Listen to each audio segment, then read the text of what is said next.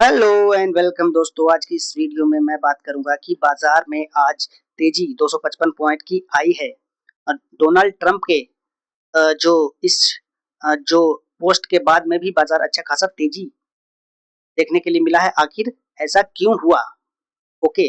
और हम कल का जो इम्पोर्टेंट लेवल है उसको भी डिस्कस करेंगे, और हमने जो पिछले वीडियो में डिस्कस किया था लेवल्स, उस पर भी हम बात करेंगे। तो वीडियो को लाइक और चैनल को सब्सक्राइब जरूर कर दीजिएगा। अ, राष्ट्रपति राष्ट्रपति ट्रंप ने मंगलवार को 8 बजे तक का अल्टीमेटम दिया है। उन्होंने स्पष्ट कहा था कि ईरान ने अगर स्ट्रेट ऑफ हॉर्मुज को नहीं खोला तो अमेरिका ईरान को हर ईरान के हर पावर प्लांट और ब्रिजेस को नष्ट कर देगा। उन्होंने इसे पावर प्लांट डे और ब्रिज डे का नाम दिया। ओके। उसके बाद अगर आप देखो तो बाजार अभी 255 पॉइंट ऊपर है। आखिर ऐसा क्या हुआ? हुआ एक कि जो रिपोर्ट आई है, ओके, उस रिपोर्ट में Iran US receive plan to end hostility immediate ceasefire. Okay.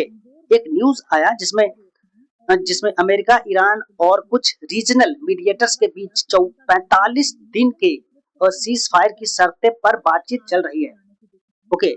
इस खबर से जापान और कोरिया के मार्केट जो सोमवार आज के दिन ऊपर गए हैं, और उसका असर आप इंडियन मार्केट पे भी देख सकते हो। ओके। उसके बाद में एक और बयान आया कि ट्रंप ने फॉक्स न्यूज से कहा कि ईरान अभी बातचीत कर रहा है और डेडलाइन से पहले डील की अच्छी संभावना है। ओके। तो ये सारी चीजें बाजार को ऊपर लेके गए। हालांकि अगर आप देखो तो क्रूड ऑयल में अभी भी ज्यादा करेक्शन है नहीं। क्रूड ऑयल अगर वन डे टाइम फ्रेम पे देखूं तो अभी क्रूड ऑयल 10 से लेकर के 107 के बीच में घूम रहा है। 110 से लेकर के 107 डॉलर के बीच में घूम रहा है। ओके। तो हम बात करते हैं अब कि हमने जो पिछले दिन डिस्कस किया था उस पर बात करते हैं। बाजार पिछले दिन जो क्लोजिंग हुआ था वो हुआ था इस एरिया पे 22,700 के आसपास क्लोजिंग हुआ था। हमने दो लेवल लगाए थे। ऊपर की ओर जो लेवल लगाया था वो था वो जो लेवल था वो था ए वाला 22,800। ओके, क्योंकि पिछले दिन का हाई था। और नीचे की अगर बात करूं तो मैंने क्लियर बोला था कि बाजार जब तक इस लेवल के नीचे नहीं जाएगा, बाजार में कमजोरी नहीं दिखेगी। ओके। और आप देखो कि बाजार क्या किया कि इस एरिया से सेलिंग आया, और सेलिंग आने के बाद बाजार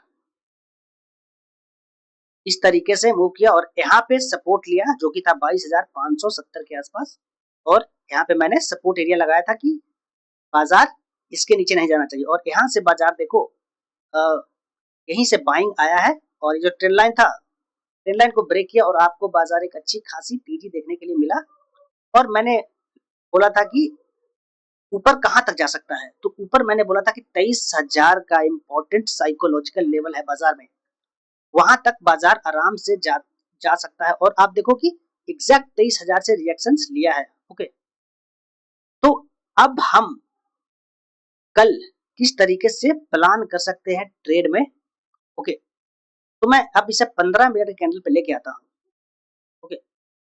ज्यादा टाइम फ्रेम बड़ा होता है तो चीजें क्लियर तरीके से दिखाई देती है। ओके। तो अब हमारे लिए इंपॉर्टेंट जो होगा सपोर्ट वो ए वाला होगा 22,800। ओके, 22,800। अगर बाजार इसके ऊपर है तो ठीक है, लेकिन कुछ कहा नहीं जा सकता है कि बाजार में गैप अप गैप डाउन होने की संभावना बहुत ज्यादा है, क्योंकि जो सारा चीज हो रहा है वो न्यूज बेसिस पे हो रहा है। ओके। अब हमारा व्यू क्या होगा कल के लिए? सिंपल रखते हैं। बाजार अगर गैप अप खुलता है, जो कि गैप अप 23,000 के ऊपर खुलता है और अगर सब्सटेन करता है, तो आपको ऊपर के लेवल्स दिख सकते हैं। ओके। जो ये गैप है, ये गैप आपको भरता हुआ दिख सकता है 223 280 तक बाजार जा सकता है। अगर ऊपर खुलता है तो हम किस तरीके से ट्रेड करेंगे? सिंपल, अगर ऊपर खुलता है तो हम क्या करेंगे? ऊपर खुलने के बाद बाजार खुलता है और सेलिंग आती है, और सेलिंग आने के बाद आज का जो क्लोजिंग है या आज का जो हाई, वहां पे बाजार को सस्टेन करना चाहिए। अगर वहां पे सस्टेन करता है तो आपको ऊपर की ओर यहाँ से जाता हुआ दिखेगा, यहाँ से सपोर्ट लेकर के बाजार ऊपर की ओर जाता हुआ दिखेगा, और ये ऊपर की ओर कहाँ तक जा सकता है? ये सीधा जा सकता है 23,300 तक, 280 तक। ओके, ये चीजें हो सकती है। दूसरा, अब बहुत बड़ा गैप अप हो जाता है, जैसे कि मैं बात करूं तो ये जो रेसिस्टेंट एरिया है 23,280-90 के आसपास, या यूं बोले 300, अगर इसके पास ही गैप अप हो जाता है तो आपको सेलिंग देखने के लिए मिलेगा, क्योंकि जो लोग नीचे से बाइंग किए होंगे बीटीएसटी लेकर, उनको प्रॉफिट होगा तो वो लोग सेलिंग करेंगे, और न्यू सेलर इंटर नहीं लेगा, और सॉरी, न्यू बायर इंटर नहीं लेगा, और जो भी सेलर होंगे 23,000 पे, 23,000 के कॉल में एंट्री लेंगे सेलर और उसको बेचना शुरू करेंगे, तो आपको नीचे आता हुआ दिखेगा। ओके, और नीचे आता हुआ दिखेगा, और हो सकता है कि गैप भी फिल कर दे और फिर बाजार इसी जोन में घूमता रहे। तो ये चीजें पॉसिबल है। अब मैं बात करता हूं कि बाजार अगर गैप डाउन खुल जाता है, अगर गैप डाउन खुल जाता है तो बाजार क्या कर सकता है? गैप डाउन खुल सकता है, तो अगर ज्यादा गैप डाउन खुल जाता है तो बाजार क्या करेगा? बाजार बाउंस बैक करेगा, और आज का जो क्लोजिंग है वहां पे आना चाहिए बाजार को, और वहां पे फिर से रिजेक्शन रहता है तो आपको नीचे की ओर आता हुआ दिखेगा। ओके, दूसरा सिनेरियो क्या हो सकता है बाजार में? बाजार अगर ज्यादा गैप डाउन खुल जाए तो बाजार क्या करेगा? एक बार में कोशिश करेगा कि जो नीचे ये एरिया पे सपोर्ट एरिया है, यहाँ पे 22,800 के आसपास, वहां पे आता हुआ दिखेगा, और यहाँ से बाजार बाउंस होगा, और हो सकता है कि बाजार इस जोन में ही ट्रेड करे। जब तक बाजार इस एरिया के नीचे ट्रेड नहीं करेगा 22,800 के नीचे, कम से कम तो 15 मिनट तक का कैंडल क्लोज हो जाना चाहिए। जैसे कि इस तरीके से अगर क्लोज हो जाता है, और फिर उसके बाद अगर बाजार फिर से रीटेस्ट लेता है तो आपको फिर से यहाँ से नीचे की ओर आता हुआ दिखेगा, और फिर से बाजार आपको 22,570 तक आता हुआ दिखेगा। ओके, तो ये चीजें बाजार में पॉसिबल है। अब मैं बात करता हूं कि ये जो वन डे टाइम फ्रेम पे अगर आप देखो तो एक ट्रेंड लाइन, एक चैनल में निफ्टी चलता हुआ दिख रहा है। ओके, अगर चैनल का ब्रेकआउट होता है तो आपको ऊपर के लेवल्स और भी आते हुए दिखेंगे निफ्टी में। ओके, तो अब मैं बात करता हूं बैंक्स में, बैंक निफ्टी किस तरीके से बिहेव करेगा। वन डे टाइम फ्रेम पे मैं जाऊंगा। बैंक में एक बैंक में बहुत अच्छी खासी बाइंग है आज। सबसे पहले जो ड्राइंग्स है मैं उसको रिमूव करता हूँ, सारे ड्राइंग्स को एक बार में रिमूव करता हूँ। ओके, बैंक में आप देखोगे अच्छी खासी तेजी देखने के लिए मिला है आज।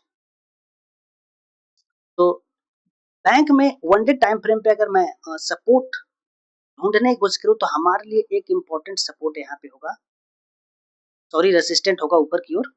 ओके, और नीचे की ओर जो सपोर्ट होगा हमारे लिए वो 15 मिनट कैंडल पे आने के बाद क्लियर पता चलेगा। ओके, तो हमारे लिए बैंक में जो इम्पोर्टेंट अब जो सपोर्ट होगा वो ये एरिया होगा। ओके, बैंक निफ्टी अगर जब तक 51,800 के ऊपर है, it's okay, very good. Bank में वीकनेस इसके नीचे आएगी, और अगर इसके नीचे आएगी, और अगर ये टूटेगा तो यहाँ तक आ सकता है। अब मैं बात करता हूँ कि गैप अप और गैप डाउन सिनेरियो हो सकता है तो क्या करें। ओके, बाजार क्या कर सकता है अगर गैप डाउन खुलता है निफ्टी, बैंक निफ्टी, तो क्या होगा? गैप डाउन खुलता है, अगर माइनर गैप डाउन खुलता है तो हम वेट करेंगे इस लेवल पे, आज के क्लोजिंग या आज का जो रेसिस्टेंट एरिया है ऊपर, वहां से आपको सेलिंग देखने के लिए मिलेगा। अगर माइनर गैप डाउन खुलने के बाद में ये इसके ऊपर चला जाता है, जो कि आज का हाई है, ऊपर सस्टेन कर जाता है, जैसे कि 1 घंटा सस्टेन कर गया तो आपको ऊपर के लेवल्स भी आते हुए दिखेंगे। ओके, और ऊपर के लेवल्स कहाँ तक आते हुए दिखेंगे, ये जो गैप बना हुआ है, ओके, तो आपको ये गैप भरता हुआ भी दिखेगा बैंक्स में। ओके, जब तक इसके नीचे नहीं आता है 51,800 नीचे बैंक्स स्ट्रॉन्ग दिख रहे हैं मुझे।